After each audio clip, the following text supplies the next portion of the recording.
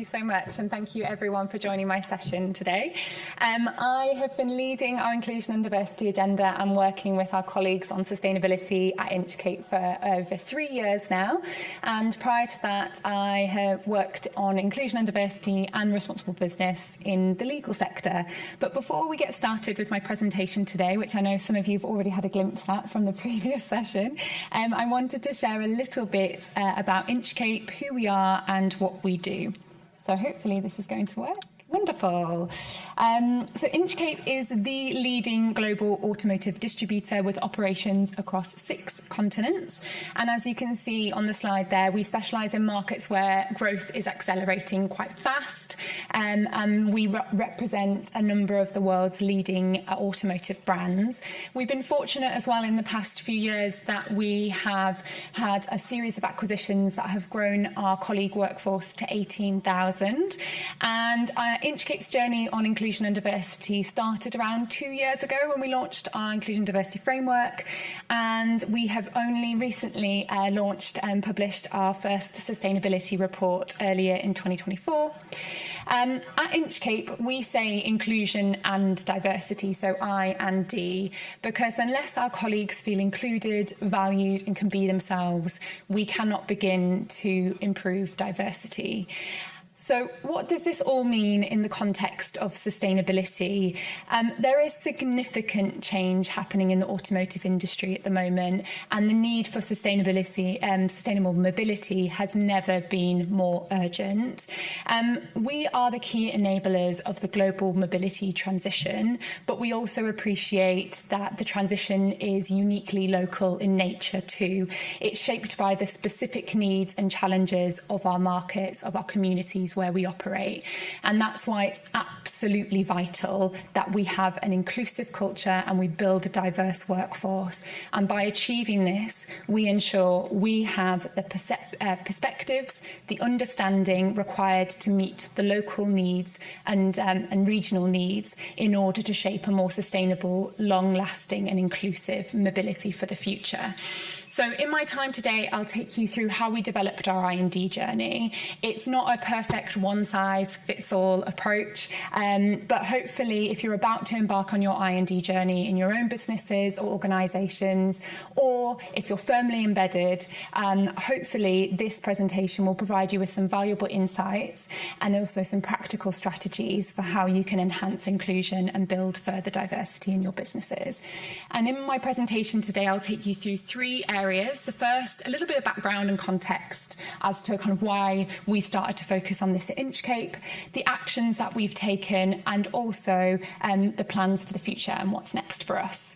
So I'd like to take you back to 2020. I know many of us do not want to go back there, but obviously the year highlighted a number of social inequalities. The pandemic exacerbated these. The resurgence of the Black Lives Matter movement obviously made businesses wake up and realise they needed to make more concrete actions on inclusion and diversity. And the automotive sector was not alone in this, and it also had a series of negative perceptions about the industry. And the media had also contributed to this, and there'd been some long-standing practices that were slightly archaic as well.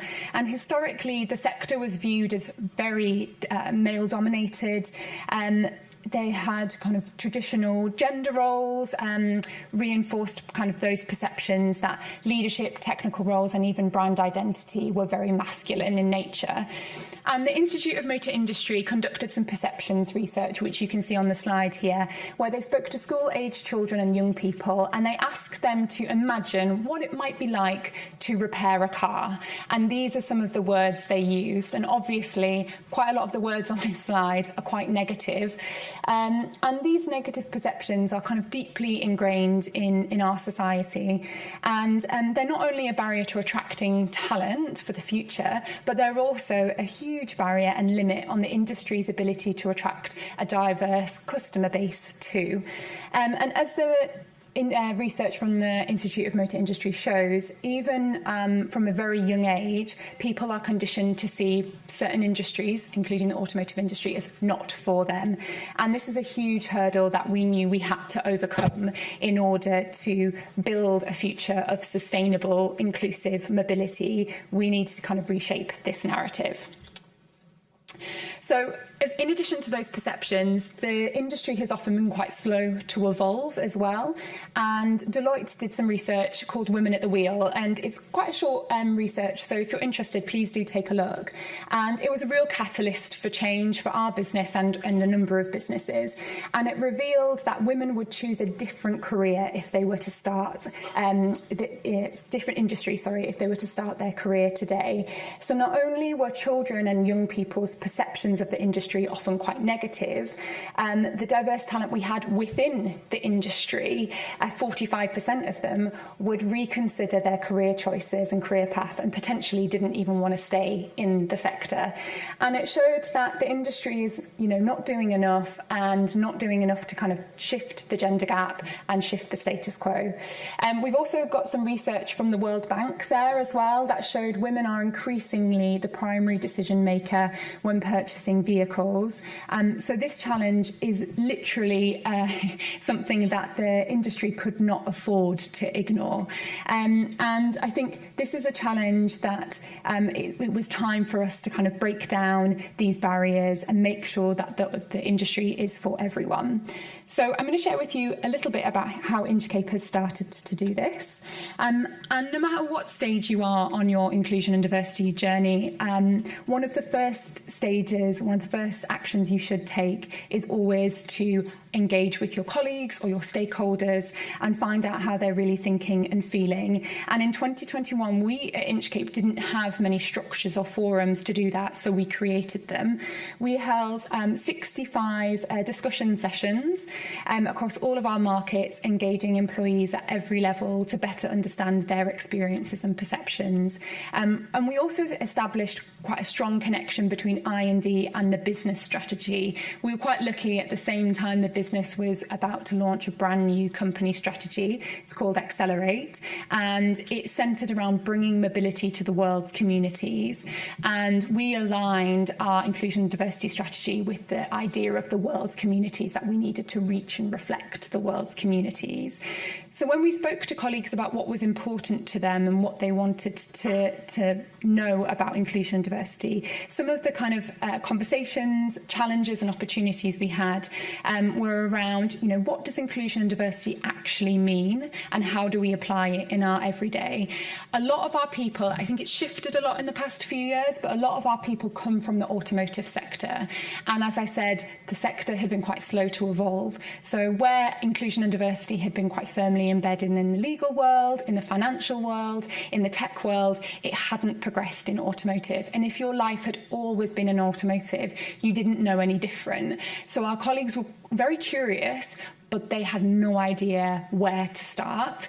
And the conversations also that we had with colleagues reinforced the idea from the Deloitte Women at the Wheel survey, which was around women and men felt like the company was slightly, male, you felt that the company and the industry was slightly male-dominated. And they wanted to know, how do we attract more diverse talent? But once we have brought that talent in, how do we make them stay?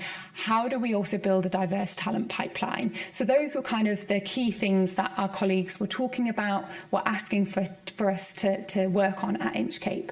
And over the years, this feedback and the further engagement that we have done has built our global I&D framework, which you can see on the slide here. And our framework cuts across the colleague life cycle, right from joining the business all the way up to the leadership and the types of behaviours and the culture that we expect in our business. The framework also emphasises 3 inclusion and diversity priority areas. And these are gender, ethnicity and culture, and disability. And these areas were prioritised because they were areas that our colleagues cared deeply about, but also they aligned with FTSE listed reporting requirements. They also aligned with our kind of globally relevant topics. They were issues and areas that we could talk about globally in all of our markets, and we have quite a lot of diverse markets. And they also aligned with a kind of broader industry standards as well, and it allowed us to kind of focus our efforts on what are we going to address in the first few years of our framework. So what we do with this framework as well is we work directly with our regions to cascade down, and they also implement a number of actions that they feel are very locally relevant to their markets as well. But what I'm going to share with you is a little bit of our journey and what we've actually done with this framework. And these are examples of what we've done globally. There are many more, and I'm very proud to see a lot of our markets kind of embedding inclusion and diversity more locally as well. But the first three areas, you could literally cut this journey in half. The first three areas focus on inclusion. It's around awareness, it's around change, and it's around campaigns. And it's really helped colleagues understand exactly what we mean by inclusion and diversity. But what I would say is, the commitments, the communication is really, really important. But colleagues also want to feel like, we're taking this seriously. We are not just talking the talk, we're walking the walk. And so I wanted to highlight change here in particular, because there needs to be some actions that signal to colleagues that we are wanting to shift the dial. And I think our global minimum standards on maternity, paternity and adoption leave exactly do that. And it created consistency across our whole business around parental leave. The next three areas on the slide are all around diversity, and they relate to development, representation and talent.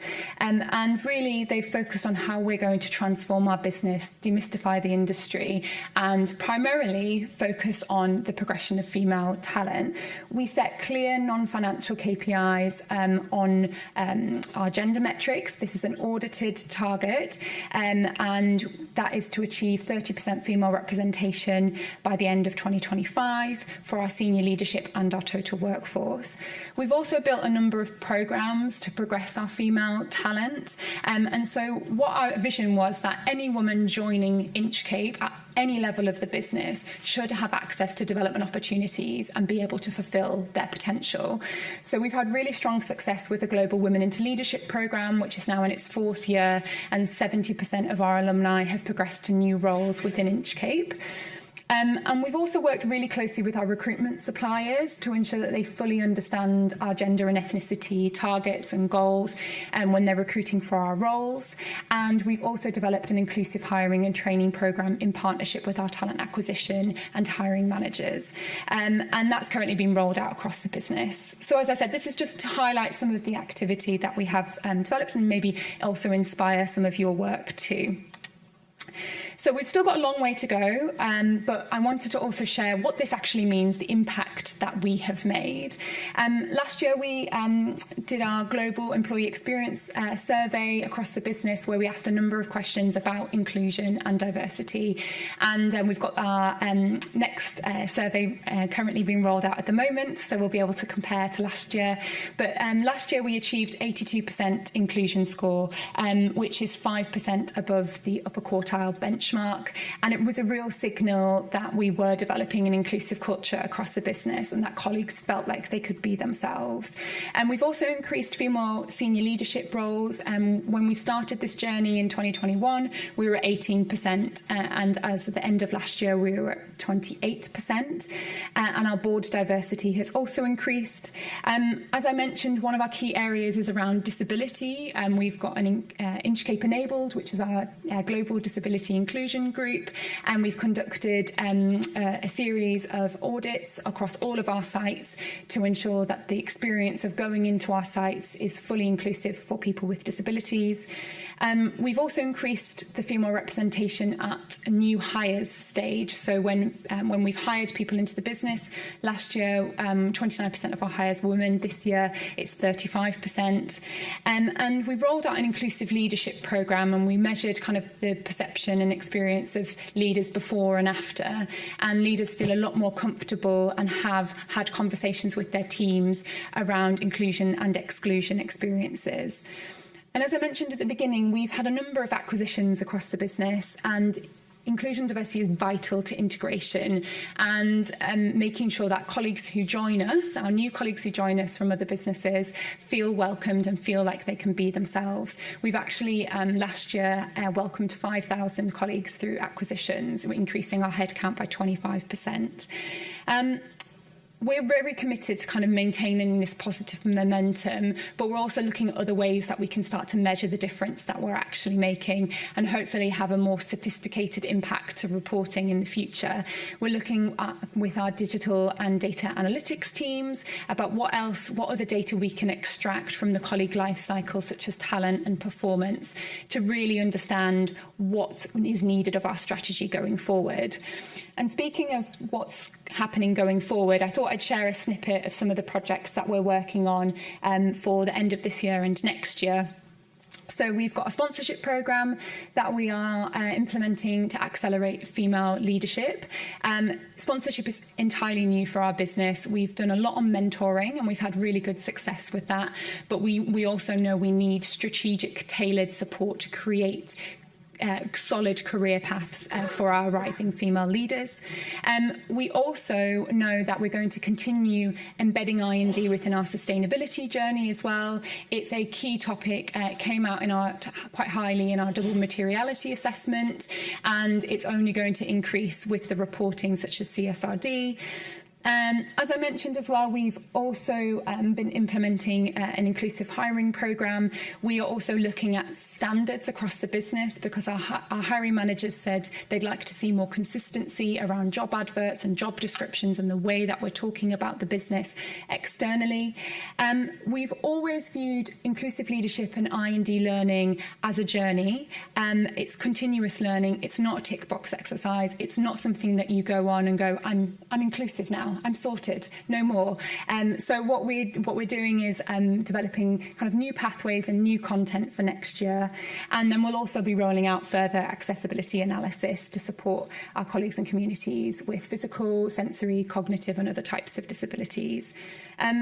To conclude the session, and also if you have any questions, I just want to emphasise a little bit of advice as well. I think the efforts are a true reflection of the commitment and passion of our colleagues, but we've also had completely uncompromising support from our leadership. They have sponsored programmes, they have spoken about it actively in town halls, they are doing work with their teams and developing action plans with their leadership teams. So I think without this dedication, we would not have been able to make the shift that we have done. But as I said, our work is not done and we're exploring further ways of what's possible at Inchcape on inclusion and diversity for our industry and for our communities and for our colleagues as well. But that's a little snapshot of what we've done, and hopefully you've enjoyed, and thank you very much for your time. Thank you. What a great talk. Thank you so much. And it's really inspiring to see the impacts of what you've done. It's really made a difference. Look at the data and to hear that there's been engagement from the bottom up, which like sustainability, just gets the best ideas, gets the people involved. I hope you'll forgive me. We need to move straight on to the next session. But I mean, you're around all day, I hope. So any questions, I'm sure. Thank you. Catch Sarah at the coffee bar afterwards. Thank you so much, Sarah. That's brilliant.